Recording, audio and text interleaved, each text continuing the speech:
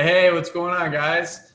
Welcome. Wanted to get you here because there are a lot of people right now that are struggling being out of work and are going to be doing a lot more interviewing. Now, we've been covering a lot of other videos and content on interviewing as a whole for behavioral questions and some other areas. You can go check those out. But zooming in very specifically now, we're going to talk about interviewing for leadership roles and how to communicate like a leader in the interview. That way you don't get caught in the details and you can really communicate what you've done in your past and then talk at the strategic level and the emotional level.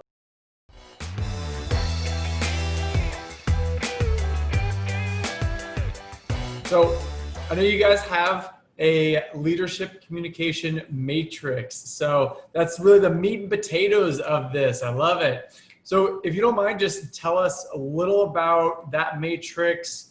First, starting off, what is it? What is this leadership communication matrix? So Peter, I'll kick it to you to start.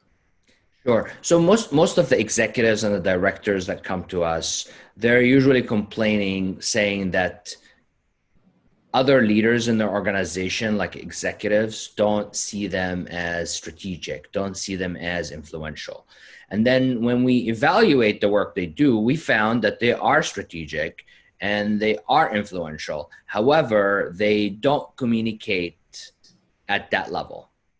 So the perception they give that they're not, but actually they are. So what we do is we help them upgrade their communication skills. And one of the ways we help them see where they're at with their communication skills is to use that matrix, which if you look at it, it's like an x-axis. And on one side of the x-axis, there's emotion. On one side, there's logic. And the executives and the directors we work with, they're smart professionals. So typically, they're leaning mostly towards communicating towards the logic part. So we help them on this line, we help them get centered and balanced so they're more influential. And the other side, when we're looking at the y-axis, we're looking from details, communicating the details like, oh, we opened the office at 7 a.m. this morning. That's details. To vision, our vision is to have 10 stores in every city by the end of the year, right? So that's the vision. And then, of course, the professionals we work with, because they're so smart and they get things done, they're constantly working on the details. So when they're communicating, they're usually coming from a detailed perspective. So we just help them go up the levels. Usually a sweet spot is just below vision, and we call that strategic communication. Because you go from details to tactics to strategy to vision. They need to be communicating at the strategic level. And the matrix is just a visual representation of that. It's a good starting point because it tells them where they're at. And then we start helping them with the tools to communicate at that sweet spot to go forward and show up as leaders, the leaders they are. That's really cool. That's really cool, Peter. And anything else to add on that, Rahul? Yeah, I think the matrix is great also because they don't really know where they are on that matrix. So when we're working with a client and we show them, okay, here's logic, here's emotion, here's vision, here's details. Oftentimes, a lot of our clients, they're down here towards the details and they're also over here towards the logic. And then when they see that, oh, what does it mean? Even just knowing that you can speak at a more emotional level, what does that mean to speak at an emotional level? So move them a little bit over. And then if there's, as Peter said, stuck in the details, then we start moving them up. So it gives clients and us a way to strategically work towards where they need to go instead of haphazardly trying to, fix, almost like working tactically, like trying to fix little things. Oh, don't say 7 a.m., say this. That's not really gonna, okay, sure, you can figure it out in certain situations, but this framework, this matrix will give you a way to do it in all kinds of situations. So you'll be able to tell, okay, I just gave that presentation in my meeting today and I started, here's the matrix. If I want to be over here, I noticed I started over here. So I need some work to move up and I need to move it more towards some balance. So it gives us a more consistent way to think, more consistent way to talk about where they're moving on leadership. Because people say leadership communication all the time, and honestly, I don't think anyone knows what that means sometimes. I don't. It's like, so just leadership communication is like, okay, what does that mean? And now we have a way to talk about it. Yeah, the matrix just it grounds it in reality and gives people something to measure against and know if they're making progress. And sometimes the solution to communicating at a leadership level is just demystifying some of the fears. So for example, when we tell people, oh, there's logic and there is emotion, and of course they're leaning towards logic because they don't want to sound emotional. And that's not the story here.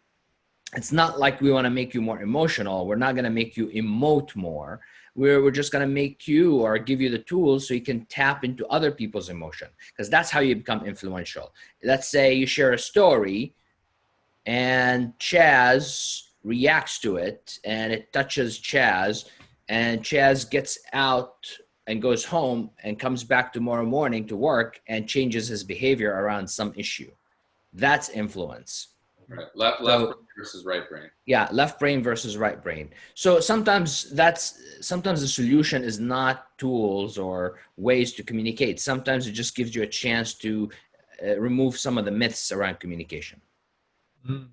That's really good. That's really good. And hearing that too brings up another point for me here is, how would they then very practically identify where they're at? I know working with a coach and getting that feedback is the best way for sure. But for some people that may not have that opportunity or, just haven't come across that yet, what can they do to really know where they are as accurate as possible on that? I feel like it's self-awareness, like that they need to develop self-awareness. However, I'm doubtful that's the best way, because Rahul can testify to this. We work with executives and people all the time, and then they're sitting right in front of us and we tell them, okay, can you give me an update on a project? And they start giving the update and it's at the details level. Then me or Rahul would say, okay, that was details. Let's lift it up to strategic. For example, you can say X, Y, Z, and that makes it sound strategic.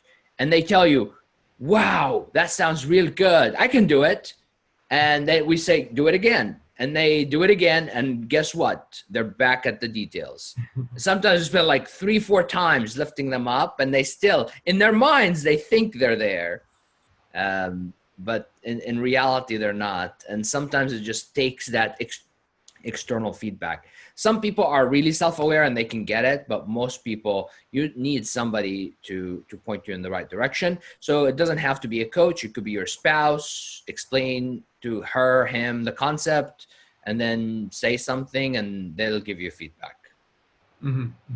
Yeah, that's really good. Of really finding that self-awareness to have the reflection come back to you to see what it is. So, Rahul, what do you think would be one way, if you didn't have someone to bounce it off of, or your spouse or someone else, you're still maybe a little shy about it, or figuring this out for the first steps, this self-awareness, how to get there. What are some ways you can really just do that on your own?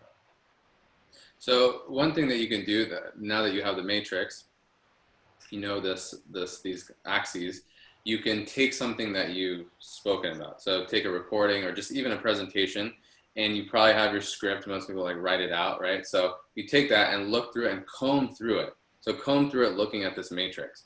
So if you go, okay, I'm combing through and I'm noticing, okay, left brain, like data, analytical information, analytical, it's like, okay, I'm pretty much over here on this side of the quadrant if this is logic.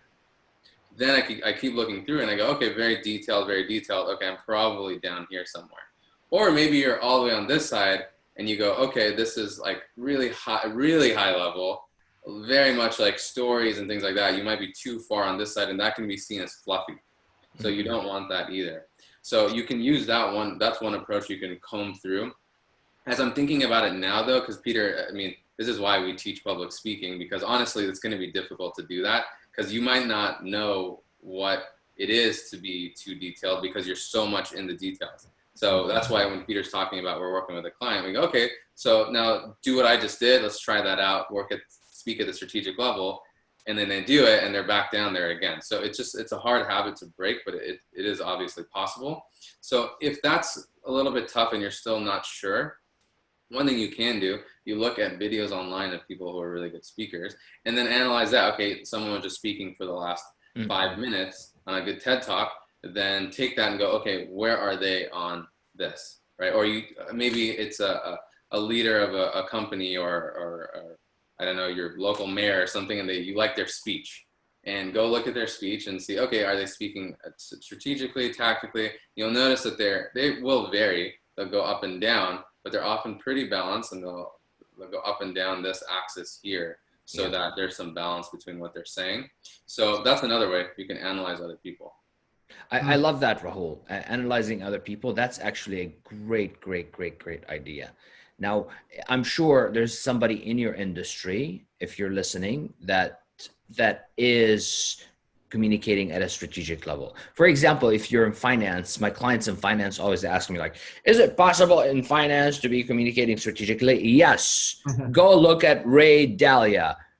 That's a person that knows how to communicate at a strategic level. He takes you from a very high strategic level, talking about the economy, all the way to details, to the level of transaction, and takes you all the way back up and maintains the integrity of his presentation. So that's one way to do it. So if you're in finance, look at Ray Dalio. You will learn a lot. That's great. I love that example. People can really check that out.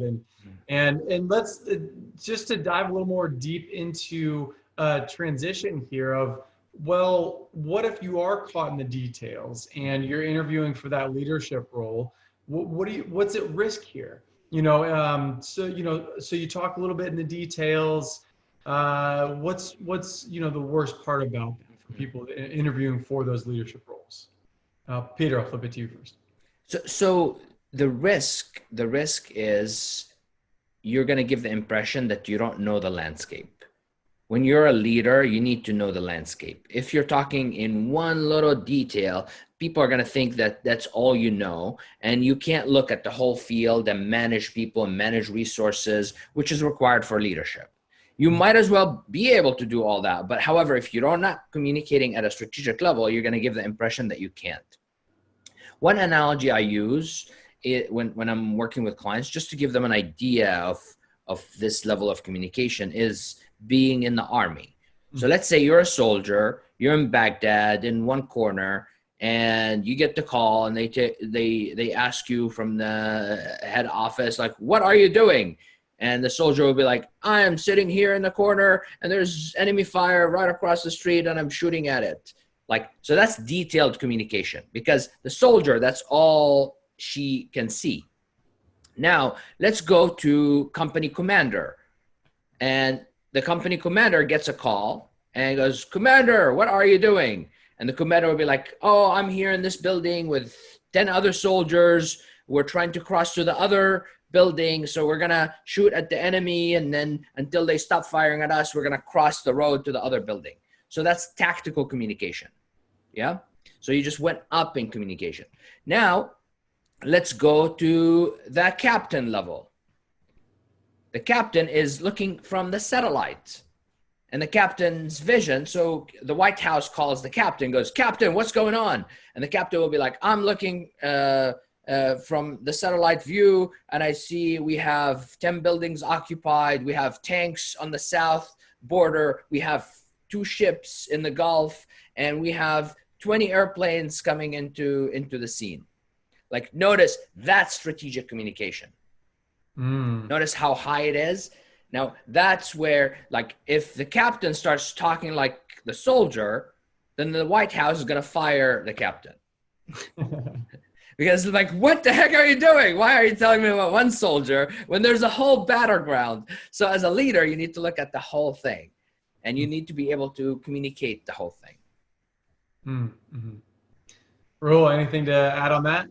I really like the point that you said, that in a leadership position, you're allocating resources, and that's not literally, it's time, energy, people's time, people in general, just moving people around. So you do need to have a kind of like, I was envisioning a chessboard, You need to be that person that's on the chessboard looking. That means you understand the board, you understand what's on the board, you understand how the pieces on the board interact. So if you're talking like you're a pawn, I don't know if anyone plays chess, but if you're talking like you're a pawn and you're just seeing, that means you're just stuck on, you move one space ahead. That's all the pawn can see. It just moves one space, right? So if that's the case, or two spaces, if that's the case, then you're not speaking at a leadership communication level. And what they're looking for is that you're going to anticipate problems that are further down the timeline. You understand the breadth of it too. How does your function, if you're, VP or SVP of product, how does it work with marketing? How does it work with finance? How does it work with legal? And if you're just stuck on product, then you're not going to be a VP of product. You're probably going to be lower down the chain. Nothing wrong with it, but it just means that you're speaking at that level. You're not seeing it at the higher level. But if you are interviewing for that position, then you do have to speak at that level. Yeah. Can I add something to that? Like most of our clients, they're smart, they're capable, they're operating at that level, the strategic level. They know how to manage resources. They know how to move pieces. They know how to build an organization. Just the thing is, they're not communicating at that level. That's the problem. If you're not communicating at that level, then people are not seeing you as capable of running the department or running the group or building a strategic organization. That's great. That's great. So it doesn't mean that you're inherently not strategic or can't do it. It just means that you're not communicating your capabilities of it. 100%. And they don't know you, so that's all they can go off of. Exactly. That's the point of the job interview. Yeah. You only have, let's say a whole day with 7 different people to interview with them and convey the message that you're strategic. Yeah, that's great, guys. Well, to transition into something a little bit different that people will inevitably run into no matter where you are in your progression, right? So we're going to have 2 scenarios here. One is the individual who is already at a certain leadership level and they're interviewing for that similar leadership level. So, a manager is now interviewing for a managerial role, right? Now, the second case that I want to talk on here first is if there's an individual producer, individual contributor, the sales rep or, an accountant, right? Now, if they want to move up to that next level and now they are finding themselves in an interview for the leadership role, whether it's a sales rep manager or that next step in whatever that career progression is, that gap there. So let's say they're getting questions about leadership or your people you've managed, and they just don't really have the answers for that. How can they bridge that gap to really be able to talk and communicate, more importantly, like a leader? So I'll flip it to you for this one, Rahul, first. Yeah, that's a really good question. I was just working with a client last week on this. She's looking to move up into the next part of our organization. And for some of them, for some of these clients, it is their first leadership role that they're going to be in. And actually, it's just a matter of, again, speaking, because they are, so let's take a project, for example. They worked on a project and okay, they were executing it. They were the project manager. They were in the details a little bit, but a project manager actually does need to see a little bit of the higher level pieces. Otherwise they're not going to do a good job. Now, the issue is that if you speak like your day-to-day, we've been talking about this, you speak like you're in the day-to-day and you go, okay, so yeah, I remember in that project, the first 2 months we were able to do this and we did this, and you're kind of taking them through, we did this, then we did this, then we did this. That is somewhere in between detail and tactical communication. All they need to be able to do, I think, to push themselves up, this is the first step to really push them up, is what was the vision of the project? How did it tie into the larger company's goals? How did it tie into the initiative of the company? So instead of saying, oh, we were working on our new website for a while. Now we go, oh, in the last 6 months, we've been looking to launch our website. And the first month we worked on the design and we were able to figure out blah, blah, blah, blah, blah. The second, then after that, in the second month, we focused on brand and how the brand is able to go, okay, so I'm doing some levels of chunking it down, right? Into, okay, first month, second month. But if you're sitting there in an interview, you're going, okay, I didn't ask you about how the project was managed each month. So instead the level, okay, so we were rebranding our website because we wanted to become a nationally recognized brand, a nationally recognized company, and we wanted to attract clients from all over the state, all over the United States. That's already starting at a totally different level. Now you know that I understand why are we doing the project in the first place. We're not just doing it because we have some extra designers sitting around and they want to do something. We're doing it because we want to be a nationally recognized brand. And then I cascade down from there. So I actually work on this too with project updates. When people are talking about their projects and they're in front of leadership, they're speaking down here and then they're being asked, okay, but what's the context here? The VP or whoever it is doesn't know what your project is maybe about. And you need to connect it for them to the larger initiative that they have in their mind. Right? Oh, this year we're working on our operations being this much more efficient. That's a big initiative that they're trying to do. Exactly. And just to go add a little bit more to what Rahul has said. So for project updates, that's what you do. Instead of saying last week the supplier was late as a project update, right? You go, okay, our purpose is to enhance our supply lines. And there's 3 things that we need to work on. 1 is relationship with suppliers, 2, legal documents to protect us just in case something goes wrong, and backup plans. And in this update, I want to focus on supplier management. And you drill down.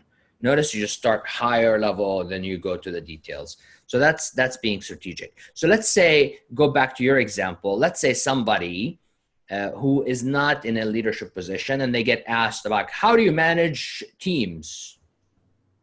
And they've never had a team, right? So how do you answer that kind of question? Is that probably that's what you're asking? So one way is to answer it in a strategic way. Go, hey, when I worked in strong teams in the past, usually there are 3 components that need to be optimized. 1 is team health, 2 is morale, 3 is skills. And I worked in a strong team when I worked at Facebook, and this is what we focused on, and that helped us achieve XYZ. So when I am building my own team, I'm going to be looking at these 3 things. So what you're doing is you're putting yourself as if you were the manager of that team. Exactly. Notice how strong that is. And you don't have to have worked with a team. Mm-hmm. And when you're going through that transition zone, they're not expect you to have worked with a team. Maybe you had a 1 direct report before, right? Or something, but they don't expect you to have a team to go to this next role, or else nobody would go to that role. That's right. That makes sense. And that's the problem people will inevitably run into. And those are really great answers of how to get past that. You know, it's use examples of teams you've been on in the past, what you notice were strengths about them and what you bring. Start at the high picture, the top, and then go down to your details of what you did to add to the whole picture. So I love it. I love it. And anything else you guys want to share in terms of the matrix, how people can best use the matrix, or how people can really get to that level they're trying to go at for them? So I'll leave that open-ended for whoever wants to. So I'll jump at that. So when we first teach clients about the sweet spot to go to the strategic level of communication and be balanced left brain with right brain, usually they think they have to communicate at that level all the time. We call it the sweet spot because it's a good starting point. Then your job as a leader is to be behaviorally flexible. And you start here, and then you go wherever is needed to achieve your goal, and you come back to that sweet spot. Make sense? So once you learn this sweet spot, don't get stuck at the sweet spot. You have to be able to migrate. Look at for example, at somebody like Elon Musk. You might love him or hate him. Now that Elon Musk can communicate that the vision, like tells you, we're going to colonize Mars, big vision, save humanity. And that's really, really at the top. And then you start talking to him about AI, artificial networks, and zip, he's all the way at the bottom talking about programming and optimizing networks. And then whoop, he's back up at vision. And that's one of his secret sauces is he's good at navigating this landscape. Mm. as a leader. And just to piggyback on that a little bit, how would one get to learn how to oscillate like that in a very smooth transition? It's so you have to work on each level by itself and Mm. train yourself. That's the first step. So if you're communicating at the detail level, you need to broaden your perspective. Go, okay, what's a tactic here? Like I need to think as a team commander, what would I think? So you move up to that level. And then if you're tactical, you go, how can I communicate strategically? Mm. And usually, like the easiest way to think strategically is to think about, like we said, the whole landscape. Like usually when you evaluate a team, usually there are multiple components to evaluating a team, right? So first you look at the components before you look at the parts. If you're solving a problem, usually you have an approach, right? You check X, Y, and Z. So start communicating at that level before you go into the details. Make sense? Mhm. So I had a client last week, and they specialize in rehabbing buildings that have environmental problems. Usually they're untouchable by developers, but his group, they're great at it. And so I asked him, like, okay, let's say you're interviewing an investor and they ask you, so how do you approach an environmentally damaged property? And he said, oh, the first step is we contact legal and we start looking at the risks. Now, legal, I bet you anything, it's just one piece of the puzzle. Yeah. Make sense? Yeah, that's just one piece of the puzzle. So he went down to tactics. Like he's going to go like write the contract, find the risks, tactics in communication. Now, a better way would be, hey, when we evaluate properties that have environmental issues, we look at three things. First is legal. Second is the science. Is this something we can solve? Third is budget and ROI. And they all have to align before we move forward a project. So now let's take them one by one. Legal, what do we look at? Make sense? So that's strategic. And now if you master each level at a time, then you start hopping between all four. That's awesome. That's really cool. And anything else to add on to that, Rahul? And just to your, more specifically to your question of how do you oscillate a little bit better between all those things, yeah. I mean, I think doing what Peter said would be really effective. You want to work on each level first so you know how to do it. Like, you know, if it's a struggle for you to speak up here, you're probably already pretty good at this one. Another way to think about it is, where does this, if I'm speaking over here like legal, where does that fit in the table of contents? Mm-hmm. So I'm always thinking in terms of strategy as a table of contents or an index that's organizing all of the information. Mm-hmm. So you need buckets where you're putting different things. So even when I'm learning something new, I'm always going to put it into buckets of information first. So that way you're finding an organizational system. And with leadership communication and leadership, they are looking at how well organized you are in terms of thinking about these different groups, about managing different types of people. And if you're stuck down here, then they know that you're not really looking at this other stuff. It's what you said, Rahul, is amazing, and it's a recent insight I got. Is people ask me like, how do you think strategically all the time? And I think like I'm like you, Rahul, because I've done it for so long. Right now, it happens at the intake level. So I'm taking in information. I'm usually looking at what model am I using to live my life, and that information gets organized automatically. Yeah, that's those buckets. Point. It's happening automatically, and it's getting sorted. Basically, in computer science, they sort something and they put it into some area. Exactly. It's constantly getting sorted. So it gets better and easier over time. That's the whole idea. You just have to build the internal framework to sort the information. That's right. So even, for people listening in your job right now, you actually do want to be sorting the experiences that you're having into different models so that when you are interviewing for a new position or just asked to talk about something, you're not thinking about it for the very first time.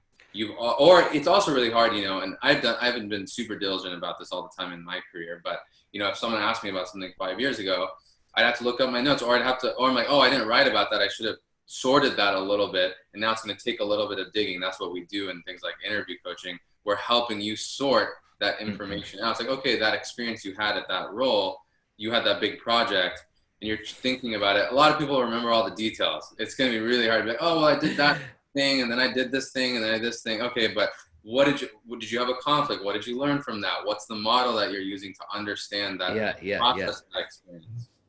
That's what we do in coaching. People come and they throw up, and we just help them like keep throwing up, and then we take all that information. We go, okay, now let's reorganize it and reinstall it back in, and now you're ready for the interview. Try to sort it all out. Yeah. Yeah, exactly. The word vomit, and then the word vomit. That's it. Which is a healthy part of the process. Right. Yeah. If I haven't been sorting all the time, that's what I would have to do. That's why sometimes writers tell you need to, in the morning, write in your journal all your thoughts, anything that comes to your mind. That's word vomit. And then now they have a chance to look at it and reorganize it in something beautiful. That's right. And then go through and edit it later for sure. Exactly. Awesome, guys. Well, I love it. Well, just wrapping up here, final things. Rahul, I'll kick it to you first for this. What's one practical thing someone listening can do to either develop more self-awareness, to take the first steps towards developing their communication more like a leader? What's one practical thing they can do, Rahul? So, yeah, it's a good question. So we've been talking, there have been some practical things throughout the video in terms of, okay, you can try this, you can watch other people. Let's say that you work in a certain function. Let's say you work in product.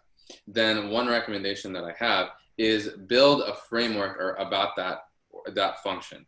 So what do you believe about that function? What are some of the key important things about product that people should always be looking for? How does product interact with other types of functions in the organization? So that's one way to think about it. You can look at it from what's the function that you're in and how it relates. Another is take a project that you're working on right now and build a model around how are you approaching the project. So are you approaching it from a prioritization standpoint? What does that mean? So you can break that down a little bit. Are you looking at it from a people perspective? Are you looking at it from what technologies we're using? Notice I'm already building a framework as I'm talking about. It's like technology, looking at people, looking at the dynamics in the team, things like that. So take a project and break that down a little bit. How would you teach it to someone else if they were to approach the project? Yeah. That reminds me, since we talked about Ray Dalio, read principles from the Ray Dalio. And that's one of the principles that he teaches is you need to look at your work and evaluate it, like write it as if you're teaching a computer to do it. So if you solve problems, how do you solve problems? If you manage teams, how do you manage teams? If you run organizations, how do you manage organizations? And that's going to give you the perspective that Rahul was talking about right here. And for me, I'll end up with this. Most of our clients are smart and humble professionals. They deserve to be leaders. And one thing that stands in their way is communication skills. They are not communicating as leaders. And some of them just sit and complain all the time. And they go, wow, the dumb people lead the organization and we don't get to lead. Now, there's something you can do about it because leadership is your moral obligation if you're smart. All you have to do is just improve your communication skills and step up and you'll be the smart one leading the company. And that's what we would love to see here at Magnetic Speaking. I love that. Moral obligation. That's good. That's powerful, Peter. Moral obligation. All right, great, guys. Well, thank you for being here and going over that matrix. And for those of you that are listening or watching, if you do want to get the very details of that matrix so you can then gauge yourself against it, check out our blog article that will have the X and Y matrix for you. And then you can really map out where you think you're starting at and then where you'd like to go next, and then start to develop those habits, whether it's looking more into the specific role and then what that next role would be, what that entails, or if it's specifically looking at, others, maybe other speakers, or getting books on it and developing those skills, probably a combination of the two. So thank you for being here, and we'll see you next time.